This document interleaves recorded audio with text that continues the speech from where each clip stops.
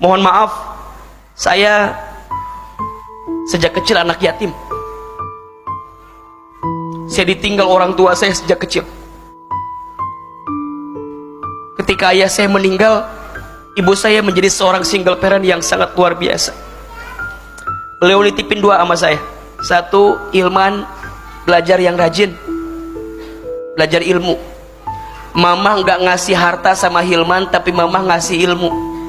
Kalau Hilman dikasih harta, maka nanti Hilman yang akan capek ngejagain harta. Tapi kalau Hilman dikasih ilmu, nanti ilmu yang akan ngejagain Hilman. Saya masih ingat kata-kata itu. Nanti Hilman di pesantren, tolong belajar yang banyak ya nak, belajar Quran, pelajari Quran. Mama tuh berharap banget Hilman jadi ustadz, itu kata ibu saya. Yang kedua, jaga sholat ya nak ya, jaga sholat. Singkat cerita, setelah ayah saya meninggal, ibu saya single parent sendiri. Sampai di kelas 1 SMA, kelas 4 di pesantren, ibu saya sakit stroke, tidak lagi bisa berjualan seperti biasa. Mohon maaf, ibu saya tukang jualan di pasar, ayah saya sebelumnya buruh kuli angkut di pasar.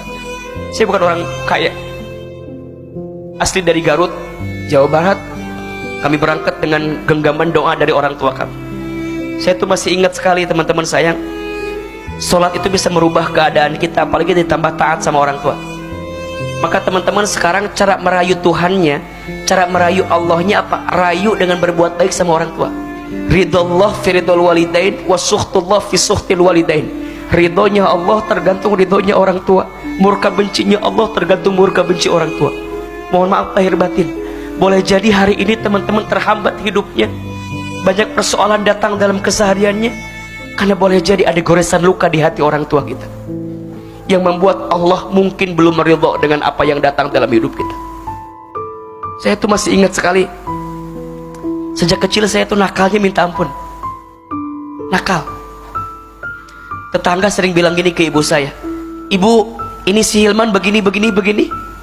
Apa kata ibu saya? Maafin anak saya, insya Allah nanti Hilman jadi ustadz. Itu kata ibu saya. Saya bilang nggak mungkin mah, bagaimana caranya? Singkat cerita, lulus SD kami dimasukin ke pesantren.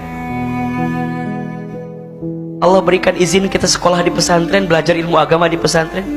Saya pesantren di Darul Arqam di Garut, satu pesantren dengan Ustadz Adi Hidayat. Saya beda 4 tahun atau 5 tahun angkatannya dengan beliau. Saya adik kelasnya beliau di pesantren. Banyak doa-doa ibu saya yang dulu kami menyangka itu hanya sekedar ucapan, tapi sekarang jadi doa yang dikabulkan. Ibu saya itu sakit stroke. Kalau saya libur dari pesantren, saya pulang ke rumah, saya nyuapin ibu saya. Ibu saya itu kalau sarapan pagi-pagi suka nonton ceramah ustadz-ustadz di televisi. Satu kali ibu saya bilang begini, Hilman, iya mah, nanti Hilman ceramah di TV ya, seperti ustadz-ustadz itu.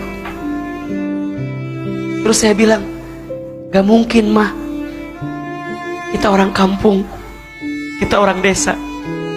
Dulu kita mikir dari Garut ke Jakarta agak jauh gitu, rasanya gak mungkin. Kata mama saya, shh, jangan begitu nak, aminkan saja.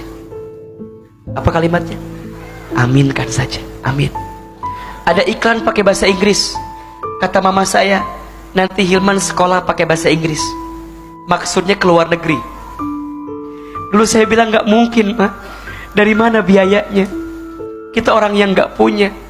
Kata mama saya, shh, jangan begitu nak, aminkan saja. Apa kalimatnya? Amin. Ibu kami pernah dapat sejadah gambarnya Ka'bah. Setelah beres sholat, beliau baca talbiyah, labbaik Allahumma labbaik, labbaik la syarika laka labbaik, innal hamda wa ni'mata laka wal mulk la syarika lak. Satu kali saya tanya, Mama tuh kenapa kalau setiap beres sholat suka baca talbiyah?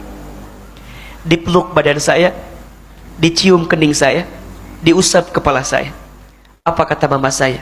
Hilman, mama itu ingin sekali berangkat ke Baitullah. Mama doakan ya, Hilman bisa bolak-balik ke Baitullah. Amin, amin, amin. Teman-teman tahu, dengan izin Allah, sekarang apa yang dulu ibu saya ucapkan sekarang terjadi semua. Ibu saya bilang nanti Hilman ceramah di televisi.